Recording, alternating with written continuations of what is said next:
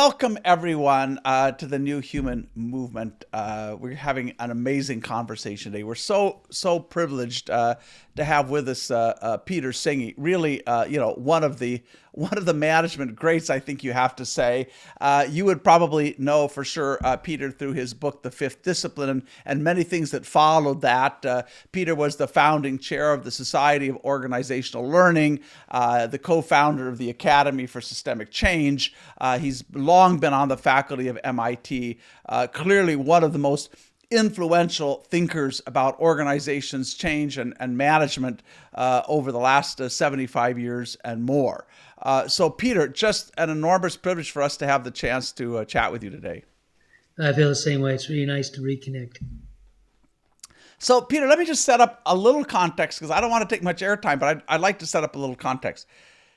So, what we've been trying to do in our work is basically uninstall bureaucracy. We think it's kind of a 19th century technology. It made sense when employees were poorly educated, when information was expensive to move, when change was kind of glacial, but just simply no longer seems fit for purpose. And you see that in a lot of data when you look at the very low levels of engagement at work and how companies waste so much human capacity. And then just, these kind of disabilities that our organizations have, they're inertial, they're incremental, and in many ways inhuman. So changing this seems to fit kind of the classic definition of a systemic change problem, something that's complex, that's deeply embedded, that's familiar, and so on. And I think a lot of our readers and a lot of people are inside of these organizations that dominate our economy. The model is more or less the same, irrespective of industry, public, private, country. And so we want to change that. And yet it is easy to feel helpless in the face of such a complex challenge. And though, there are not many people who would publicly say I'm in favor of bureaucracy, clearly there are a lot of people who are quite comfortable with the power relationships and the way this works.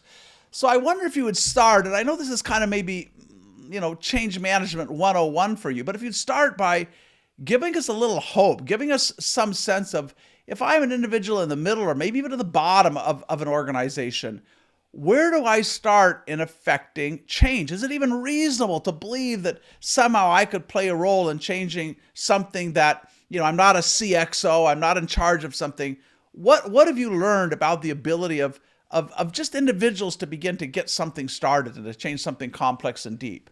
Well, in one sense, it may be the only way it can happen. And what I mean by that is it really has been pretty consistent in our experience that the really deeper changes almost always start in an organization and close to the front lines, because in the final analysis, that's where the work gets done. And if the first rule of all innovation is you have to test out ideas, right? Does this really help? Does this really add some value? It's really hard to test those when you're in one of those C blank positions, right? You have grand ideas. You may be on the right track. You may have some good strategic insights, but still. So if you think about it in that sense, leadership from the front lines is absolutely essential. Now, that said, it's also not sufficient, but it's critical. I mean, I can't say I can think of a single example, at least from direct experience. And if I were more widely read, I maybe could say this more authoritatively for the change management literature writ large. I can't think of an example where real change ever was driven, quote, which is the typical word, right? Driven from the top only. It is like pushing on a string. And conversely, I could tell you so many stories, and I'm sure you could add many, many more, of really well-intentioned, very capable, and very insightful. See, fill in the blank, people at the top who have just fallen on their sword and have accomplished very, very little, even though they might be on the right track, because, again, it is like pushing on a string. The pull has to ultimately come from the work of the organization. Who are you really trying to serve? And are you really doing something that distinctly creates new sources of value? That, of course, is the definition of innovation, right? So, on the other hand, the two kind of caveats I'd say right away to your question is, one, I can think of very few, if any, examples where an individual by themselves ever did much. You always need partners. One of my mentors years and years ago, Dick Beckard, one of the founders of the OD field, used to say, One person will never change an organization, doesn't matter what his job is. Of course, this was an era where it was always the male pronoun. One person can never change an organization, doesn't matter what his job is. Two can commiserate, three become a conspiracy. So you need some sort of critical mass, and whether the three is the magic number, I don't know. But you need partners, and that's really critical. And eventually, in one way or another, I do think there's kind of a generic synergy that has to develop between frontline leadership, which is what I'll refer to this, and executive leadership. They're both really crucial. So it'd be stupid to have a debate about one or the other, or which do you have to have. It's a big and. You've got to have both. Invariably, when you get effective leadership from the front lines, people encounter a lot of problems. They encounter structural problems. They encounter stupid metrics. They encounter all the habitual forces which define any bureaucracy, as you were describing, and they need help. They need people who can help them deal with those problems, and they can't necessarily change the metrics or really look at fundamental design flaws in the way the organization is structured. So I've always thought this is the essence of the dance: leadership from the front lines and executive leadership working in some sort of synergy. Now that said, the one other caveat, of course, to add is none of this happens quickly. Almost by definition, if it's deep change, if it's significant change, it's not quick. It takes time, it takes patience, it takes people who are kind of passionate for the long term. And of course, you got to build momentum along the way. So you can't say, hey, we're on this great 10-year journey and check in with me in 9 years. That's not going to get you very far. So you got to have ways to build momentum along the way. But you better be in it for the long term, or it's really probably pretty pointless to get started. Just what you've said already, Peter, so much fits with our perspective. Your point, the way we might say it is that top-down change programs almost never change the things that really need changing, simply because you're too far away, you don't understand the nuance, and so on. The other thing you said up, I love this point about one person, two person, three person, because I think so many people at the front of organizations, they've been trained whenever there's a problem to look up, right? They go up and they ask permission. And what you're really saying is go sideways, right? Find people who care about this, who are willing to work with you on it. Right. Let me, two other things I'd like to explore very quickly. You talked about being in it for the long run. And this very thoughtful piece you wrote around system leadership for the Stanford Social Innovation Review. We'll put a link up. It was a wonderful piece. You talked there about how important commitment is. And that's obviously a shared commitment. So let me ask you to reflect on that in a minute. In a world where there's enormous short-term pressure on leaders, and where everybody is like busy to the max, where does this commitment come from? How do you, individually, collectively, how do you screw up the courage to do some of these, to tackle a systemically difficult problem? Sure. Well, the short answer is kind of the obvious one. It better really matter to you. If it doesn't really matter to you, there's no point in even talking about it. Now, again, that may not be sufficient, but that's the domain that's always, in some ways, you might say, the archetypal heart of all historic conversations on leadership, which is vision, passion, energy, something you care really deeply about. It doesn't matter what word you use, but it becomes kind of almost an identity thing. This really matters to me. So I think that's where, the word courage is an interesting word because it has a French root. Of course, that's pretty obvious, liqueur. And the most literal translation, as I've understood it, is openings of the heart, rendings of the heart. So that willingness to make oneself vulnerable, to really stick your neck out. Because, the only thing you know for sure is it's probably not going to work. Certainly not going to work the way you'd like. You could be embarrassed. It's going to be tougher than you think. What someone told me years ago was in the big construction business, a lot of big projects. He said, we have a great way to estimate costs of big construction projects. We get 3 estimates and then we add them. So this kind of tendency we all have to underestimate how difficult the journey will be is just part of the territory. So it better be something that really matters to you. And the other subtlety in that vulnerability dimension is that it really directly contradicts so many of our inherited mainstream mythos about leadership. Um, I have had this debate with myself a zillion times. It's kind of a pointless debate in a sense, but I think the word is almost worth jettisoning. I remember years ago, a woman who was a great teacher for me, an Indian spiritual group woman named Dottie Junkie, once said, "We don't need leadership; we need mothership." And and I think the problem in part is this image of leaders as tough, hardy, have all the right answers. They're driving change is really quite contrary, in my experience, you might say, to the relational intelligence this sort of journey requires. How do you build those teams that are willing to collectively take risks? How do you manage across all the levels as well as the internal silos? How do you build networks of collaboration where you don't agree with everybody and everybody has different points of view and they have different jobs and maybe different priorities. So there's a lot of relational savvy in this whole area, which is also not necessarily implied by this heroic leadership image. Yeah, there are very few things I've ever seen on organizational change that start with the premise that you have to put a lot of energy into building relational capital, you know. And in our book, our most recent book, Humanocracy, Peter, I mean the two things we kind of argue towards the end of the book that we have to fundamentally change, and we're I think almost in the same place is one is this whole idea of leadership, because it seems to me that's just become another way of talking about hierarchy, right? Every leadership development program is stratified anyway, and then jettisoning the way we talk about change. So if I can, let me ask you to just dig down a little bit into specifics, because when I read what you've written, and by the way, I just encourage everybody to dig into Peter's work. There's like so much richness, so much practicality, and it's almost unfair to Peter to ask him to summarize this, in a short conversation. But Peter, when I read it, there's kind of three categories of things that strike me. There's a conversation about the traits of individuals who are capable of becoming system leaders, or the traits you need to learn and to develop. There's a lot that you have to say there about tactics, right? How do you start and what do you do? And then there's stuff about tools, if I can just say those three T's.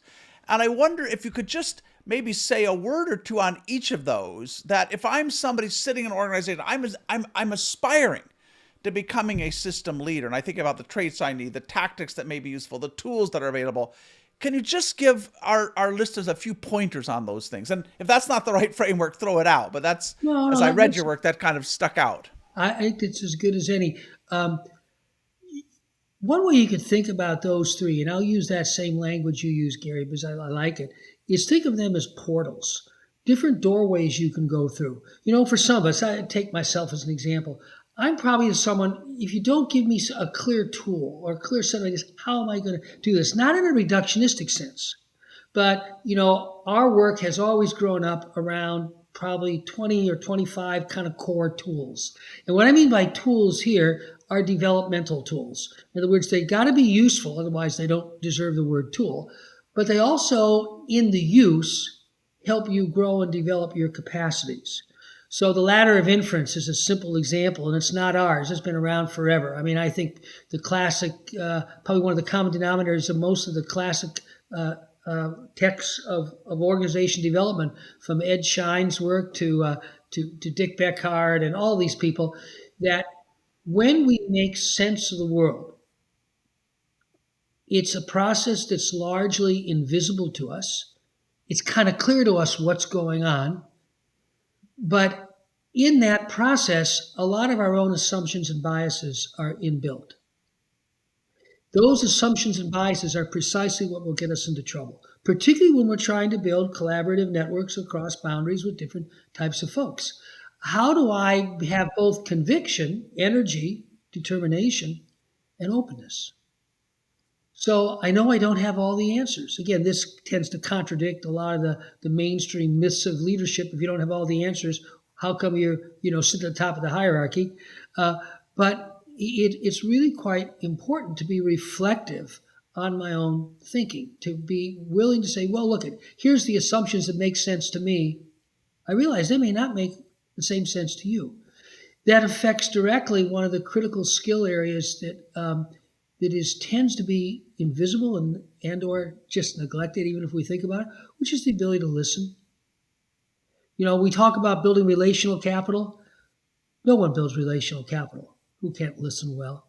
Because relational capital comes from different individuals having genuine trust in one another. And I think it was Ed who said this years ago, Ed Shine, would I put my trust, Chris Argyris, I'll never forget the setting. He said, could I trust my well-being in your hands? I mean, in a sense, that's what a friend is, right? Someone who you might differ on a lot of stuff, but at some level you trust in their hands your own well-being. That's trust. So you don't get there if you're not a good listener. And what stops me from being a good listener typically is two things. One is you say something I don't agree with, and then I just check out. But also it has an emotional edge to it. I don't really disagree with it. I think it's really wrong. And the emotion that disconnects us is what's led us over the years to build a parallel tool. We had the ladder of inference for years, and now we have something we call the ladder of connectedness, which is to give people tools to reflect on not only how they're making sense of a conversation, but what's the quality of their relational stance in the conversation. And it's easier to say in the negative. If I'm fired up and I think this person's an idiot, it's kind of stupid to pretend I don't. It's simply where I'm at right now. But once I can acknowledge that, it has less of a grip on my attention. This is not about liking everybody, and it's certainly not about agreeing with everybody, but it is about being more aware of where I'm coming from. Because without that, I really can't show up in a way that builds that relational capital. So whether you call it tools, which I just used to illustrate, which I would call kind of developmental apparatuses or developmental means, because they're not just tool in a practical sense. Again, they're tools that help me become a better me. Or you talk about it as traits. So, for example, the trait of openness, the trait of being genuinely able to be interested in another, even if you don't agree with them. The trait to be able to stop in the middle of an emotionally charged conversation and go, "Oh, let's think about what we're saying here," as opposed to just driving my agenda. Um, then that's how traits develop. Traits develop, in my opinion, and I think this is really the cornerstone assumption about leadership in the broader sense. Is it are great leaders born or made? I think if you don't believe leadership ultimately comes down to developable skills, you're in a big predicament logically, because you then look for the great leaders. Because most leadership development programs in corporations for years have been absolutely misnamed. They're not leadership development, they're leadership selection, right? They're identifying the high potential people, giving them all these opportunities, which may be fine. But there's a great story in the Army, which is the organization I probably learned the most about all this stuff from, because while it is the classic hierarchy, fighting bureaucracy and fighting dysfunctional hierarchy is the journey the Army's been on forever. And they go through horrific periods where they totally lose it, and other times they really build back. And while the hierarchy is still the hierarchy, they have a saying in the Army, your first day as a leader is your first day on the job. They really do think of leadership as fundamentally non-hierarchical. Different scopes of impact, different types of issues, different traits and capabilities you need to be a good leader as a corporal or a lieutenant or a captain. But they're all leaders, all genuine leadership positions. So whether you talk about tools or traits, it kind of comes down to the developmental journey. And then the question of roles is one that just always needs to be left there as not ignoring it. I really do think until you develop a good theory of what leadership looks like at all kinds of different levels, this is all a bunch of mumbo jumbo. That's why I use the example of the Army. I guarantee you, they have very well developed ideas. Doesn't mean they're always good at living by them, of course, about what it means to be an effective leader at their 7 different basic stages of the hierarchy. And by the way, those are often more or less defined in terms of time horizon. What's the time horizon of where you can exert leadership? Is if it's the front lines, it's in an encounter. It's very, very short term. Whereas ideally, if it's at the top, you're a colonel or a general, you're thinking over years and decades. So I think they're just portals. It's one way to Yeah, think about it. They're that's all very important. helpful, I think, Peter. And it's certainly when I read your work, the point you're making about how developmental this is individually is so important. Cultivating that sense of openness, cultivating that spirit of inquiry, having the humility to go back and examine, your own starting assumptions, having the patience to be a bridge builder.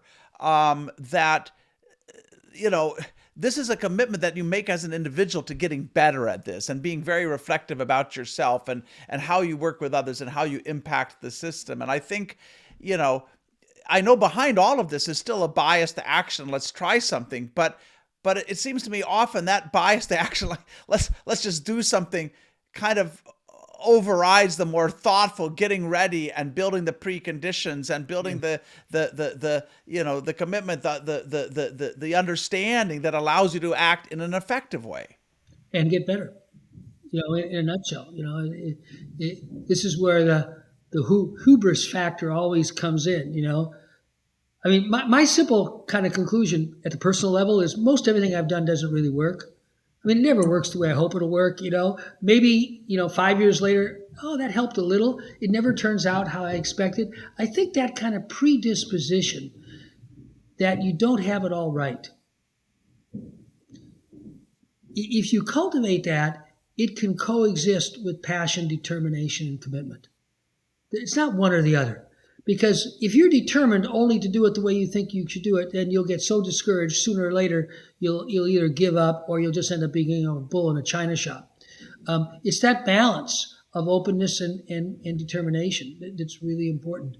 And it is always a developmental journey. I think, there's an old saying in the Confucian tradition. By the way, if you look into a lot of the older, I would call them cultivation or developmental traditions in the world, oftentimes they're a little bit confusing because they can get entangled with various religious traditions, but very often there's both there. There's a deep set of insights about development, which may be also entwined with a set of beliefs.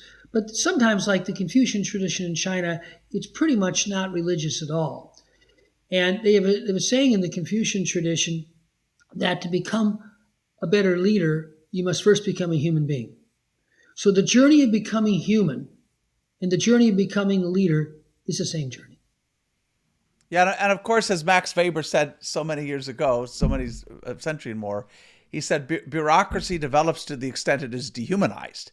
So in many ways, we've worked to drive out of our organizations the curiosity, the empathy, the intuition, the artistry, the love, the hope, all of these things that are so essential to solving really difficult problems. Yeah, that's absolutely right. Peter, can I ask you to maybe weigh in on a fourth T, which is thinking or thoughts, right? I mean, you kind of alluded it when you were talking about tools, but it may deserve a little bit more of an expansion. And because one of my favorite quotes from you is that breakthroughs come when people learn to take time, right, and question their assumptions and their beliefs, right? So there's this role that mental models play in either stifling progress, especially when it comes to systemic challenge, or advancing it, right? And so could you just maybe unpack that for us a little bit? Oh, sure. Well, first off, it starts with recognizing that there's no alternative to mental models. None of us has reality in our head. We have, our assumptions, our experiences, our kind of prejudices and biases. I don't like the word prejudice or in that kind of cognitive sense or cognitive bias. I really don't like that term because it implies there's something called cognitive non-bias. Right. One of important teachers for us. That would be my point of view, right? Your point of view is biased. You end up in just. Yeah. So there's an old saying in philosophy of language: we do not describe the world we see the world we know how to describe. And it's just that fundamental. It's in our kind of a basic apparatus. We're not cameras. We're not recording devices. None of us interact with reality and produce something like an objective image, reverse image in the back of the camera in our brain. That's not what it means to be a living system. You interact with the world, and in that process of interacting, you create something we call awareness. Okay? It's just that fundamental. But when you consider it that way, That's what opens the door to all the really serious work around mental models. You know, um, I was going to mention a minute ago, Humberto Maturana is a very important teacher for many of us. He's someone that probably not many people in this session would recognize. He's a very famous Chilean biologist. Humberto is now, I think, just about to have his 90th birthday. An amazing man, quite famous in biology for something called the Santiago theory of cognition, but also quite extraordinary in his ability to take his kind of deep scientific insights and translate them. So as we have a long list. I don't know how many are on the list of great Humberto one-liners, like all things said are said by somebody. And the one that's most pertinent to what we're talking about right now, it is only through reflection that we change our history. Habit is a very powerful force at the individual level, obviously, family level, any level of system, right up to organization. You could call bureaucracy, particularly when it's problematic, a set of unquestioned and rigid habits, collective and individual habits. So that's exactly why Humberto says it is only through reflection that we change our history. There's nothing wrong with habit. Habit formation is actually a very sensible process that nature engages in everywhere. So you see all kinds of species form habits. The habits that get us into trouble are the ones we forget are habits. It's the only way to do things. This is the way it is, as opposed to, no, this is my habitual way of seeing what's going on in this side of the situation. And at that point, we become non-reflective. That's why the idea of reflection has always been so important in our work. Cultivating this ability, particularly when there's breakdowns and difficulties, say, oh, gee, that's kind of the way we've been doing it. Maybe there's a different way to do it. I hope you're enjoying the conversation. And I just wanted to take a moment to thank Hire for underwriting the costs of producing this interview.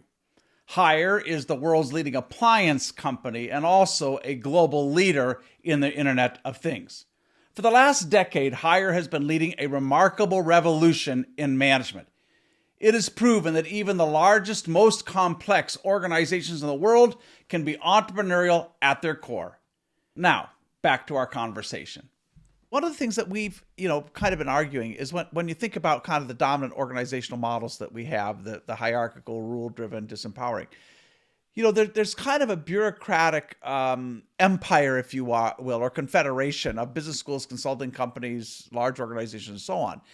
And so, you can have a long and varied career within that kind of bureaucratic ecosystem and never really come across people who are going to challenge those fundamental assumptions. And so maybe you could talk to that a little bit, because it seems to me you have to go out of your way often to find, the positive deviants, the people who think differently, to even have any hope of interrogating those taken for granted beliefs. I think there's two basic paths or strategies for that. I think that's one, this kind of willingness to really engage. This is the kind of the critical part of the social capital. How do you build networks of collaboration or relationships with people who you wouldn't normally work with? But I think the other one is just really keep asking how we do it. How we do it. I mean, we all kind of accept that businesses work the way they work because they've always worked that way. And, it's who likes their job or whatever is your favorite tone of cynicism of the moment. As opposed to going, well, how's it working for us? It's actually not working very well. Regardless of, maybe we're accomplishing some things. Are we happy? Is this a job I'd really like my kids to have? Would I recommend it to my best friend? I mean, just reflecting on how we are doing is a kind of a parallel path. Because the short answer is if the answer was really fine, then all this is kind of an intellectual but moot conversation, right? It's precisely because it's not fine. Gives all of this real oomph. And that not fine is at the level of individual organizations right up to our society as a whole. We are actually not fine. Suicide rates around the world have gone up 100% in the last 10 years. You can take any of a huge variety of statistics. What the World Health Organization now considers stress and anxiety a global epidemic. We're not going to get a vaccine for this one in the same way, right? So we're actually not very fine. Right. And I think, wow, that is so thoughtful, Peter, because our impulse, our impulse is to push that down, right? I mean, when you really challenge people to say, where are we not fine? Boy, I think that's an amazingly way of opening up a conversation, because I think we all know that, but at some level, we just keep pushing it down, trying to hide it, trying to ignore it, trying to somehow, what do they call it? White knuckle, white knuckle through it. And they're saying, no, no, no, no. You got to really be honest and confront that.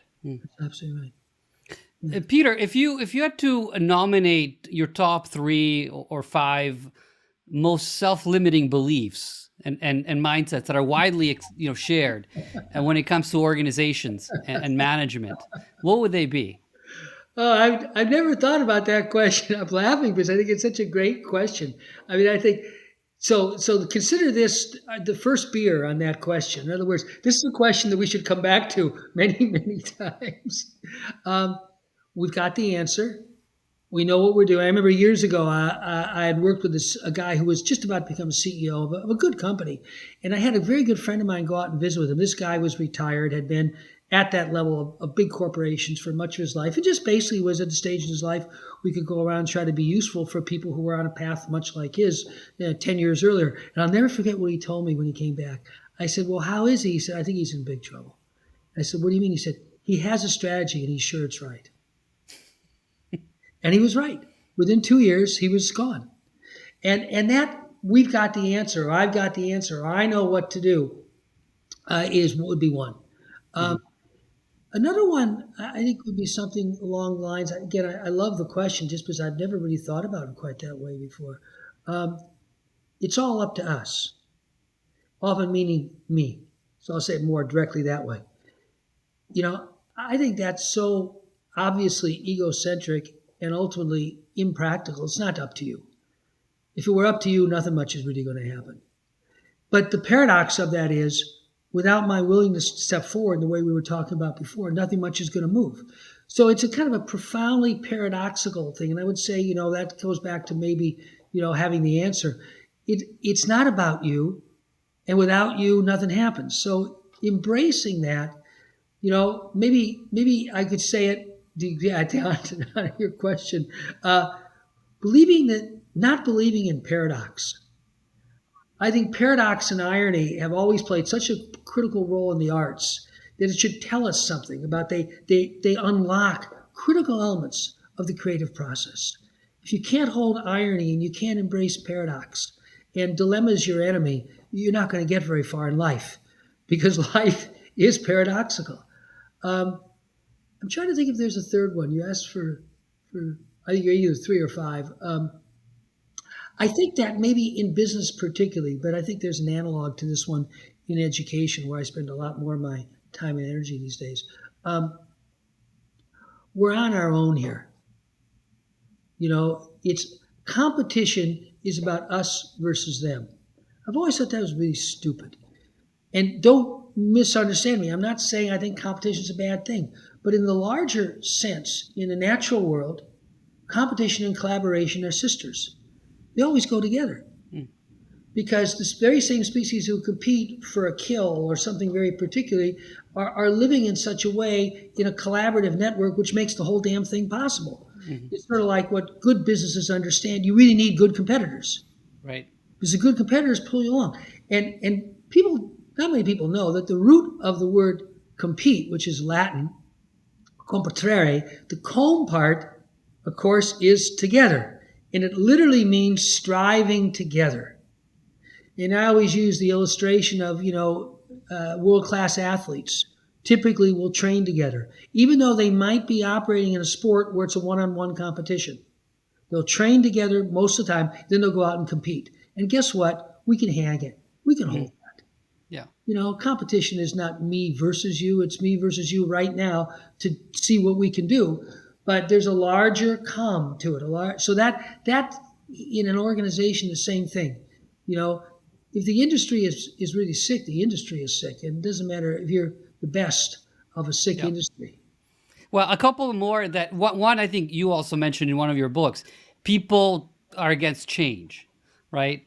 I mean, that's kind of BS. I mean, they're against change that is imposed on them and shoved down their throat, right? But somehow, like, there's a whole in the change management industry, this whole like line of work around, oh, let's minimize resistance to change without thinking, about the problem at the very root, right?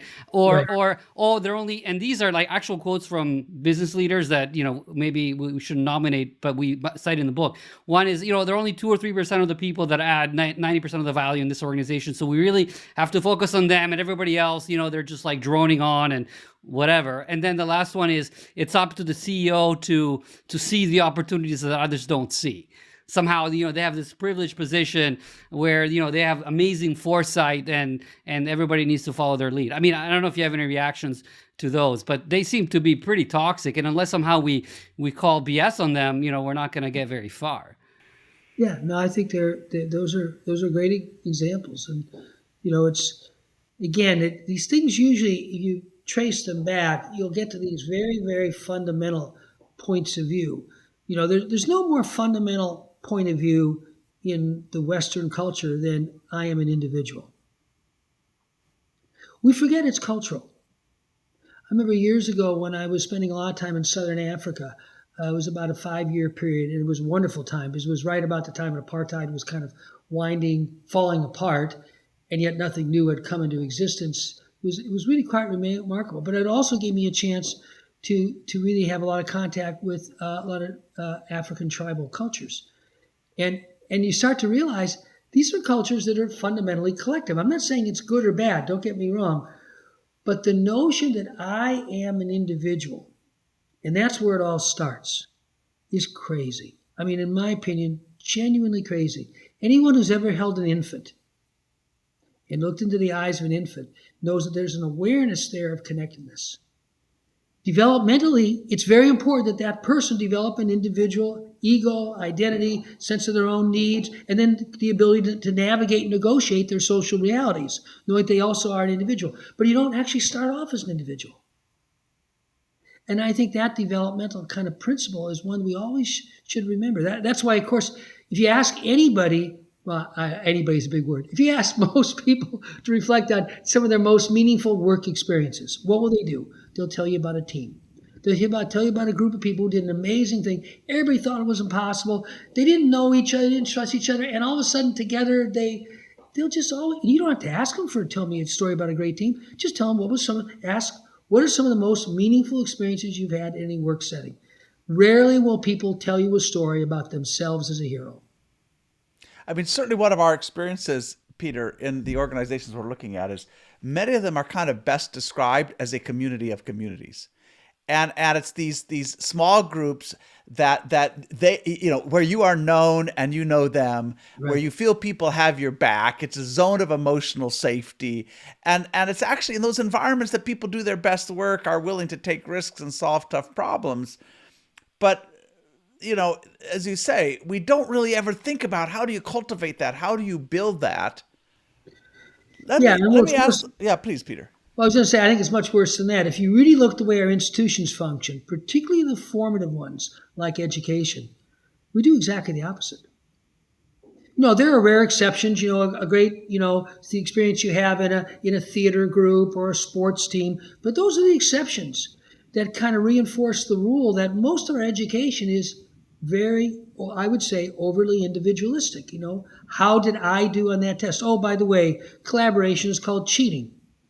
Right? So the institutions that are so formative, particularly education, are actually working diligently to not develop those relational skills, not develop that humility.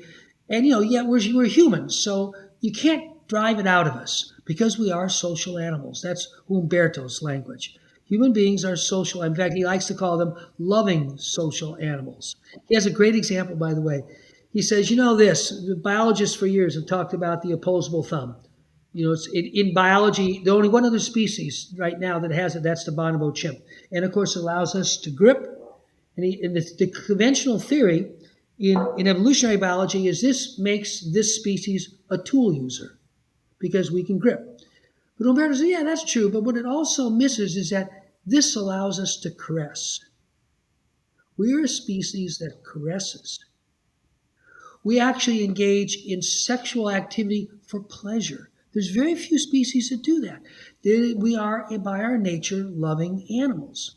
So I think we all forgot that. I actually think this is deeply cultural. I think over the last 200 or 300 years, there's been a relentless effort in our Western culture to suppress that, and yet you can't kill it off entirely. And our education system is the prime institutional embodiment of that. But human beings are human beings, and at the end of the day, guess what matters to us? Our relationships, our friends, our family, the work we've done together, the conversation we're having right now. So, Peter, let me see if I can. I want, sadly, for a moment, I want to take us off this high plane, um, and kind of back to the world of real politics. I think many people would believe and would argue that one of the things that makes really deep systemic change hard is that there are often winners and losers. And maybe not ultimately, but certainly in the short term, there are people who do better and worse by it. In our book, we feature the company Hire, the Chinese company that moved to this immensely flat organization with thousands of micro enterprises. And in making that shift, they got rid of about 12,000 middle manager jobs. And those will never come back, because in a connected economy and with organizations where you can share information, have platforms, you don't need you don't need all of those aggregators, administrators, and so on. And yet, if anybody looking at that model, any CEO or anybody else who looks at that model and goes like, yeah, that seems to make sense, there's a big hurdle you have to get over. Like, how do you, here's hundreds, thousands of people in an organization who've spent their entire careers learning how to accumulate and use positional authority and have developed all the habits and so on that go with that, of hoarding resources and deflecting blame and managing up and so on. And now you're telling them you got to learn how to play quite a different game, where many of those skills are no longer going to be rewarded, and in fact are going to be regarded as toxic. So what have you seen? Because so much of what you talk about, and this goes all the way back to Mary Parker Follett, is bringing people together and getting them focused on a higher order, a transcendent goal that is unifying, that pulls all those threads closer together. So what have you seen about how do you deal with the fact that sometimes the gains of this kind of systemic change are asymmetric, and that for some groups there's going to be more fear and maybe in a sense more loss, at least initially? Well, it doesn't help much to kid ourselves about this. I think that'd be the first thing. It's sort of like, anyone who's ever had to do a difficult performance review. It doesn't really help anybody to kid ourselves and pretend you don't have the problems you have. And you're not perceived as not contributing to the extent you're not perceived as not contributing. So I do think, the truth is a painful but powerful ally in all this. So I don't think it helps to kid ourselves. I think the other side of it is that, you might believe the less hierarchical, authoritarian, rigid organization is going to be much more effective. And you might be right, but you also believe in your heart it's going to be a lot more fun. Doesn't mean easy. It doesn't mean painless to get from here to there, or even there. It's still painful. Being a parent is not painless. Life is not supposed to be painless, but it'll be more rewarding. It holds the potential. Obviously, this depends on each individual, but it holds the potential that people could actually love their work. They could actually want to work. They could want to do what could be proud. What did Deming used to say? And he used to have a great phrase for this. He said, all people seek pride in work. They want to be able to tell their kids what they do and be proud of it. So I think you can also say, look, it's not going to be easy, and there are skills you developed. Maladaptation is a phenomenon that occurs throughout the living world. Species develop skills which turn out to be not in their best interests, and the adjustment's not going to be easy. But acknowledging it is a respectful gesture, and not telling the truth about it is a disrespectful gesture. We've explored multiple angles on this. Super helpful, Peter. But I wonder, if we can take a few minutes. could you just talk us through maybe an example? I'm thinking maybe for some people, we're a little bit, we spend a lot of time kind of in the world of ideas, but you talk about, for example, in some of your work, you talk about changing the New York State juvenile, criminal system. And I know you are involved. You're working. This is not theoretical for you. Maybe could you just talk us through briefly something that has worked? And you said often it doesn't, but for sure it does sometimes. Yeah. What would be an example that you If might all it did share? was not work, we wouldn't be having this conversation. I don't think so. Let me take something that's a little bit different in the sense that, but it's easy to relate to. We spend a lot of our time working in education. I mean, education now writ large. Organizations that work with young people, children and young people, and in many ways, school is the kind of archetypal organization. I used it before to illustrate the overemphasis on individual win-lose competition versus working together and competing. I think it is very formative. I do think a lot of undeveloped capacity is undeveloped precisely because it isn't a priority in our education system. And I can't frankly imagine the kind of large-scale changes that will be necessary for this species to even have a chance of surviving and thriving in the next century without that being part of the change process.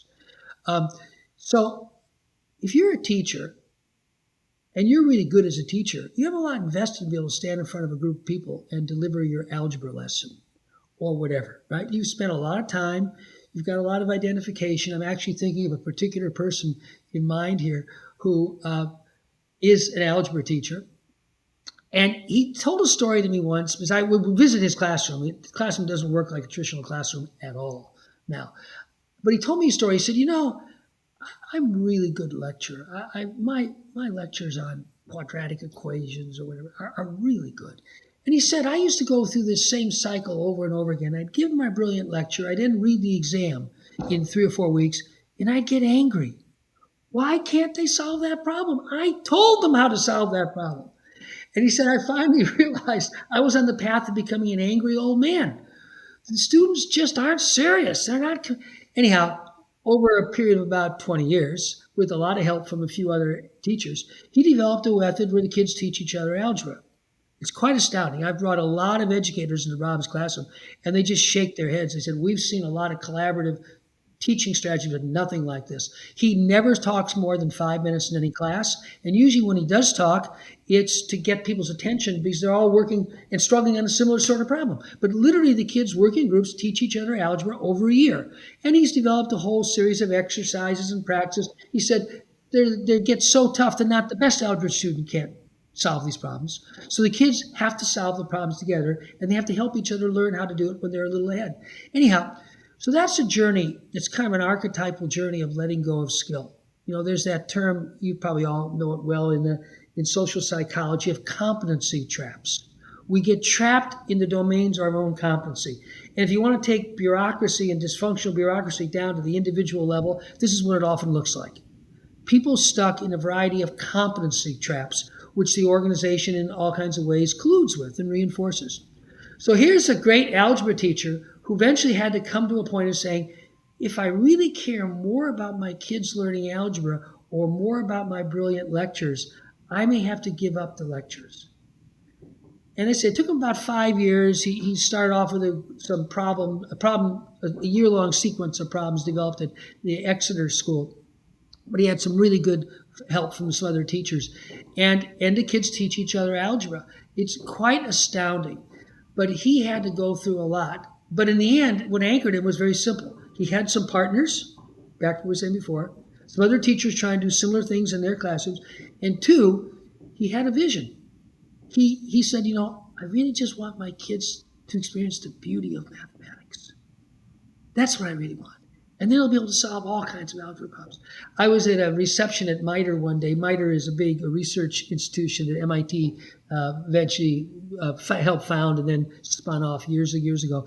And we were sitting around having some drinks after a talk I'd given. And 3 ladies were talking with 3 engineers and we got talking about kids learning math in school, and they said, "Oh, I can't. My daughter has gone from hating math to loving math." And the other woman was, "Yeah, our kids are in the same class, and it's amazing how much they've grown to love math." Turned out it was Rob's algebra class they were in, Wow. and if you can just use that kind of as a metaphor, that this is not about not learning algebra better. It's precisely about learning algebra better, deeper, and more fun in a way that you're helping each other learn. That's the But kind Peter, of there's something transition. there that is so important. I mean, thank you for the gift of that example because and what you drew out of it.